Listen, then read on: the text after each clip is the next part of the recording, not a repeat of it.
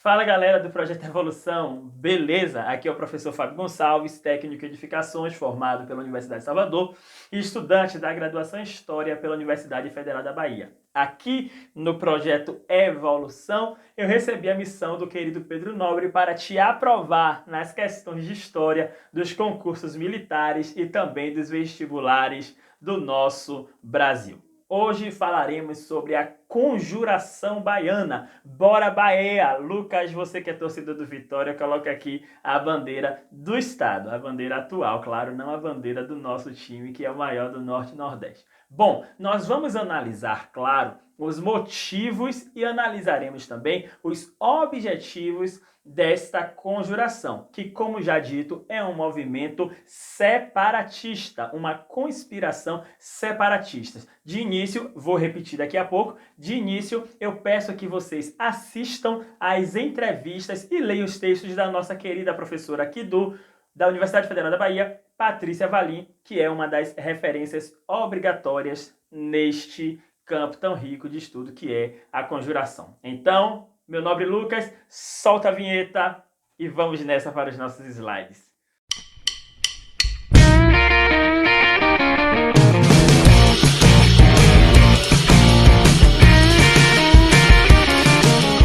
Então, gente, é isso. Bom, antes de tudo, como eu coloquei os meus óculos para a reforma na fábrica, eu hoje apareci a lá Raul Seixas para comemorar nossa aprovação. Então, vamos lá. Na aula passada, nós falamos sobre a conjuração ou Inconfidência Mineira. A aula de hoje também será uma dica bem rápida. Nós falaremos do tema 6.2 da conjuração baiana, certo? Fragmentamos esse tema 6 para que não ficasse uma aula muito extensa, com muitos conteúdos e não conseguíssemos aproveitar o nosso material para aprovação. Esse é o objetivo. O foco da evolução é a aprovação em massa de todas as pessoas que aqui nos acompanham. Então, você que é estudante de ensino médio, inclusive estudante de ensino fundamental 1 e 2, você que é concurseiro, já vem aí nessa peleja, acompanhe a gente aqui, que a sua aprovação ela é mais que certa. Bom, lembrando que quando a gente fala em conspirações separatistas, é importante que analisemos dois campos: os motivos para tal conspiração e os objetivos que os envolvidos almejavam. Lembrando que nós falamos em revoltas, nós falamos em conspirações, porque em algum momento esses movimentos eles foram cancelados, eles foram perseguidos, eles foram reprimidos, né? Eles não conseguem representar no tempo e no espaço aquilo que no início era um objetivo ou eram os seus objetivos, certo? De modo geral e bem amplo. Então, quando nós falamos em conjuração baiana, ocorre, claro, na Bahia, em 1798, por motivos, nós temos que a transferência da capital para o Rio de Janeiro, lá em 1763, além de crise econômica, influência da Revolução Francesa e aqui, talvez, uma das mais importantes, nós temos a Revolução do Haiti também como dos principais movimentos que influenciam. Lembrando que, quando nós estamos falando lá da Conjuração de Minas Gerais, em 1789, ali tangenciando a Revolução Francesa, a gente fala que os ideais iluministas influenciaram muito mais. Aqui na Conjuração Baiana, a gente já fala mais apropriado dessa influência da Revolução Francesa. Aí a gente lembra que quando o professor David fala sobre a Revolução Francesa, ele vai dizer que os ideais iluministas também influenciam lá diretamente essa revolução. É justamente por isso que, inclusive, em um tempo atrás, algumas questões, algumas bancas até mexeram com essas influências. Daqui a pouco a gente vai falar um pouco mais sobre a influência com o protagonismo local. Quando a gente fala dos objetivos, observem, principais objetivos da conjuração aqui da Bahia de 1798. a criação de uma república e, neste momento, se pensa também em abolição da escravidão. A gente vai perceber que alguns membros da elite, inclusive, vão abrir mão desse movimento justamente porque estamos falando de uma sociedade escravocrata. Compreender até aqui? Então é importante que analisemos tanto esses motivos quanto os objetivos antes de tudo. Em suma, nós temos que a insatisfação, né, com as ordens do governo, os elevados preços dos mercados, das mercadorias, né, mais essenciais e carência de muitos objetos, claro que eleva o preço, muitos desses objetos a população não vai ter acesso. Então a gente percebe que, em suma, é justamente isso que vai promover, né, essa insatisfação e essa conjuração ou esta conspiração separatista na Bahia. E a gente percebe como um movimento pode influenciar uma série de outros movimentos. Por exemplo, quando a gente lá no final do século XIX fala em república no Brasil, a república daquele momento, o assunto a ser abordado, ele não é uma novidade, porque observem quantas vezes nós já ouvimos falar do nome república, né? Inclusive nesse momento longo de Brasil colonial. Então, essas coisas não serão novidades, a gente percebe como um movimento ele pode ser apropriado por outros. A gente percebe, por exemplo, que lá na República, inclusive, o Tiradentes ele se torna, grosso modo, um herói. Então, a gente percebe como um movimento, sim, ele pode ir influenciando o outro. Entretanto, nós não podemos perder de vista o protagonismo, certo? Dos movimentos do momento. Essa conjuração, ela pode receber mais dois nomes. Primeiro, aqui, nós destacamos Revolta dos Alfaiates, né, por conta da profissão que alguns dos seus líderes assumiam, né?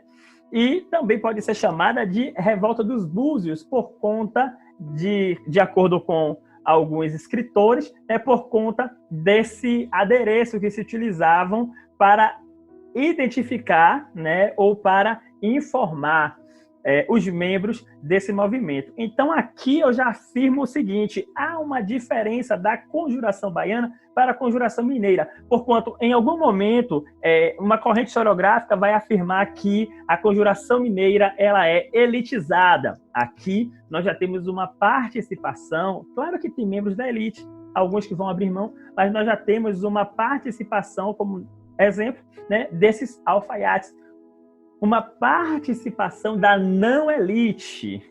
Nós podemos, né, falar dessa forma. Então, nesse contexto durante a administração de Dom Fernando José de Portugal e Castro, e aqui eu já chamo a atenção para a Patrícia Valim, porque é uma das pesquisadoras, ou uma das maiores pesquisadoras contemporâneas. Aqui eu também posso mencionar o nome do professor saudoso Luiz Henrique Dias Tavares, né? É uma das referências obrigatórias. Inclusive, existem diversos vídeos dessa professora, a dissertação, a tese, diversos artigos que falam sobre esse contexto, para que a gente, né, em um momento já, sei lá, aprovado, concursado, tranquilão, tranquilona, leia e compreenda um pouco mais desse contexto, né? Então, a gente percebe que vai ser justamente nesse momento de administração de Portugal e Castro, né, que, por motivos já citados no início da aula, né, quando a gente introduz com esses motivos, que os conjurados serão levados a essas movimentações. Então, observem, quando a gente analisa por que é que tem essa polêmica quando a capital vai para o Rio de Janeiro. Porque, de acordo com a própria Patrícia Valim, em uma das suas aulas incríveis, nós percebemos o seguinte, que a história do Brasil colonial é justamente a história da Bahia colonial. O começo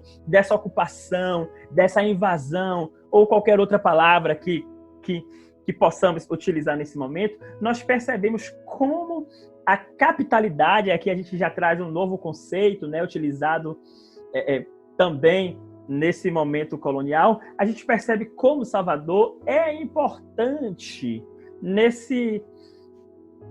nessa exploração, nessa usurpação portuguesa em relação à América, né? Inclusive ao contato com outros territórios. Então, quando a gente analisa o Brasil colonial, a gente está falando da Bahia colonial. Quando a gente tira essa capital e joga lá para o Rio de Janeiro, a gente está tirando parte da atenção, certo? Então, muitos desses problemas, principalmente de ordem econômica, vão começar após essa mudança. E aí a gente percebe que essa tensão ela vem antes do 1798. Antes da conjuração propriamente dita, nós já temos um processo que vai influenciar para essa culminância em 1798. Bom, percebemos que diversos movimentos vão influenciar outros. Por exemplo, nós podemos mencionar aqui Revolução nos Estados Unidos, nós podemos mencionar Revolução no Haiti, nós podemos falar sobre a Revolução Francesa. Então, nós percebemos como ideais eles vão sendo propagados e influenciam, de fato, outros movimentos. Então, nós vamos perceber aqui a liberdade, a igualdade, a fraternidade, e de legado da Revolução Francesa, nós temos principalmente na Conjuração Baiana os ideais de liberdade, mas nós precisamos analisar o protagonismo local. Por que é que esse ideal ele é tão forte aqui? Porque nós estamos vivendo em um momento de escravidão, lembram disso? Então, já entra nessa pauta da Conjuração, certo? Esse ideal iluminista. E a gente percebe o seguinte, de acordo com as fontes, por mais alto que fosse o cargo do escravizado, ele respeitando, claro, né, aquilo que falamos em determinada aula, que alguns escravizados estavam no campo, outros estavam em outros locais, certo? Mas mesmo que este tivesse um certo prestígio, se é que eu posso usar essa palavra de modo didático, ele desejava a liberdade. Então a gente percebe, há uma influência, entretanto, o protagonismo local não pode ser deixado de lado. Tranquilo, gente? E daí a gente vai perceber o seguinte, que associações como a Loja Maçônica Cavaleiros da Luz, né, vão também influenciar e impulsionar essas informações aqui em Salvador, aqui na Bahia, né? Já que a gente está falando de Conjuração Baiana, vamos analisar esse argumento. E aí muitos desejavam esse fim da escravidão. E a gente percebe que membros da elite baiana, eles vão se retirar porque não concordavam com esse ideal. Entretanto, a gente percebe que o desejo, né, por essa emancipação, o desejo por essa quebra, inclusive a gente pode mencionar as leis de Portugal que não eram tão bem vistas aqui, né, pela colônia. Então a gente pode analisar também essa exploração e essa autoridade, esse autoritarismo, né, em excesso. A gente percebe que tudo isso vai aumentar, né, a conspiração contra essas autoridades portuguesas. Bom, gente, para a nossa questão, inclusive nós, em um debate aberto, nós podemos perguntar o seguinte: qual o contexto social e econômico em que a Conjuração Baiana ela foi deflagrada? Bom, isso nós discutimos e a gente tem que perceber justamente esse contexto. O que é que vem acontecendo um pouco antes, até que se culmine nesse processo? Então eu te convido a escrever a sua resposta, ao você pegar o caderninho, escrever dos resumos, todas as respostas de todas as aulas aqui do Projeto Evolução. Pode ter certeza, assistiu tudo, compreendeu, discutiu, pode ir fazer a prova com toda tranquilidade que seu nome vai estar lá no Diário Oficial. E aqui uma segunda questão muito, muito fácil. Qualquer dúvida que vocês tiverem em relação à Conjuração Baiana, inclusive aquilo que nós não falamos aqui, pode escrever aí no nosso comentário ou correr lá no Insta, @proj_evolução, que nós vamos debater com você todo o conteúdo. Então, observem, se nós perguntarmos ou analisarmos após esta aula os motivos, os objetivos, podemos passear também pelo contexto que vai deflagrar, certo?